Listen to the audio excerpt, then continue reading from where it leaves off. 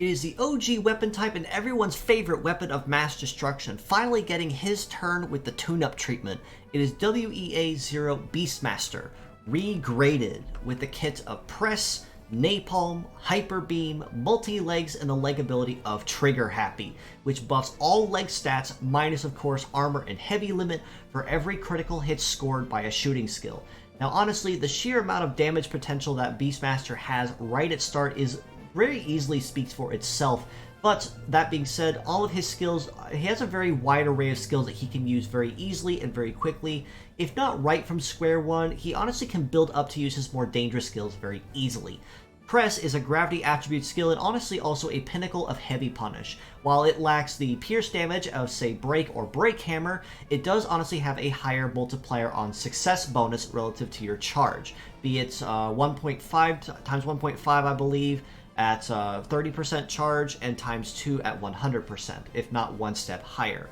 Napalm is a gunpowder based skill and a scattered AoE, and more or less Beastmaster's more consistent form of damage. But with it being a scattered AoE, it also will damage one part normally at normal damage, and two others at random at 1/3 of your damage. And then of course Hyperbeam is an optic attribute skill, which grants a times 2 damage bonus at 30% charge, and a times 3 bonus at 100% charge, and also packs pierce damage natively. So right from start, very high damage potential. Even though he is moderately Metaforce reliant for a lot of his skills, he honestly does kind of balance it moderately easily with between Break and Napalm, as ways to, say, pepper the opponent and then use Hyperbeam as a way to finish them off and passively fill his own Metaforce on the side as he breaks parts. That being said, also, the Trigger Happy ability is honestly a very nice touch on him too, as his already good leg stats can honestly be made even better for every critical hit scored. So that being said, he honestly does rely and focus more on landing critical hits in order to make the most of this. So success is something that he does focus and emphasize very heavily on. That is something that Press, of course, can focus on and capitalize on, given that it is a gravity attribute attack and its Metaforce bonus is relative to success.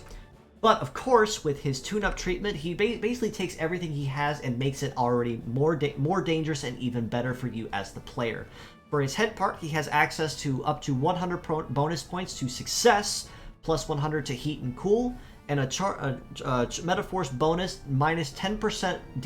requirement needed to access it, as well as heavy punish damage plus. Naturally, that damage plus is something you really want to capitalize on as heavy punish, even if it doesn't have pierce damage. And honestly, the success bonus kind of speaks for itself as well as something to really emphasize for, because with his kit already and very heavily focusing on success for the leg ability, that is something you really can't go wrong with. While plus 100 to heat or cool honestly are really nice, probably not the greatest thing to capitalize on, whereas the success and likelihood of landing hits and crits is something that he can use a lot faster and a lot easier.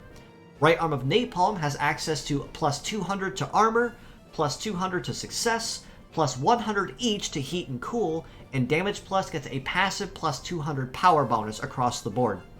That being said, once again, the plus 200 to success, even if Gunpowder is a skill that always lands when fully capped, the extra chances on landing a critical hit speak for themselves as what you can use for his kit as a whole. And then the passive plus 200 to damage also does tie very nicely, especially for it being for a scattered AoE, meaning his damage may not be super consistent with the Napalm attack, but the extra damage does make up for it very nicely.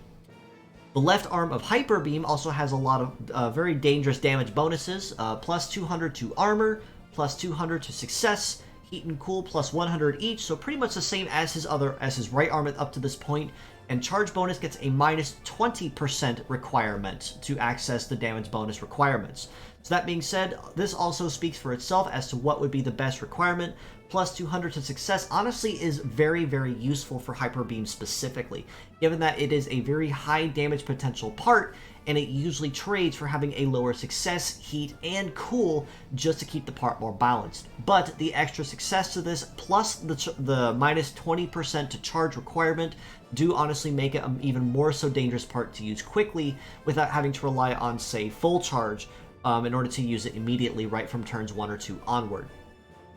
Legs probably don't pack a lot of very game-breaking bonuses, more or less kind of packing on what they already have. Mobility plus 50, plus 300 to melee resist, plus 10 additional to all stats when Trigger Happy is activated, and of course S rank on mountain terrain. Now honestly, even though a lot of points I would argue and say mobility is the one thing you want to capitalize on, in this case, plus 50 to mobility really isn't a whole lot of a bonus to really aim for, and it really isn't something that you'll notice very easily. Whereas plus 300 to melee resist honestly does make him a little tankier and a lot easier to reduce incoming damage, because even though his shoot resist is definitely there, his melee resist is just a little bit low as something that he does that is a particular weakness of his. Trigger Happy, so that being said, the melee resist is definitely something to push on where you get the chance, and the plus 10 to all of his stats even further when Trigger Happy is activated is also very nice too. Even if it isn't an immediate bonus you'll see immediately, when Trigger Happy is activated, of course, if you continue landing critical hits, this bonus will stack and will add up faster than it would be on its own.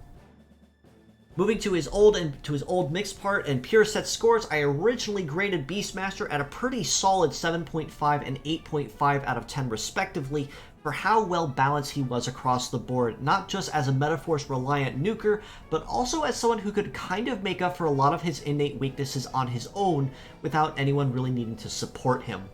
That being said, however, one of his biggest and most glaring weaknesses that Beastmaster has is the fact that he also is triple heavy, meaning of course anyone that is using press, break, or break hammer, or even wide break, he is subject to a lot of